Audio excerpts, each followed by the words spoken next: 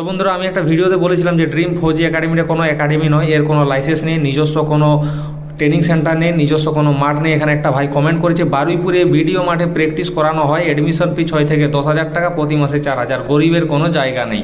তো ওরা গরিবকে কেন জায়গা দেয় না? জানে গরিব টাকা দিতে পারবে না, টাকা যারা দিতে পারবে তাদেরকে জায়গা দেয়, যাতে সেই ছেলেটাকে যতদিন ধরে ধরে রাখবে, টানবে, টাকা পাবে। মানে মুরগা পেলে ধরবে, টাকাওয়ালা ছেলে যদি যায় তাহলেই সেখানে তাকে রাখবে, ঠিক আছে? গরিবকে রাখবে না, কারণ গরিব তো টাকা দিতে পারবে না, কোনো ফায়দা নেই। একটা ব্যবসা খুলে রেখেছে, আমি তো প্রথমেই বলেছি যে এদের কোনো লাইসেন্স নেই। আর যে ছেলেটা সেখানে বড় বড় ভাষণ মারে, সে নিজেই হচ্ছে মেডিকেল আনফিট, তার নখনি আছে, সে নিজে ফেল করেছে, পরীক্ষাতে পাস করতে পারেনি, সেই জন্য সে 4টা ছেলে ধরে একাডেমি খুলে বসেছে, লাইসেন্স তো নেই।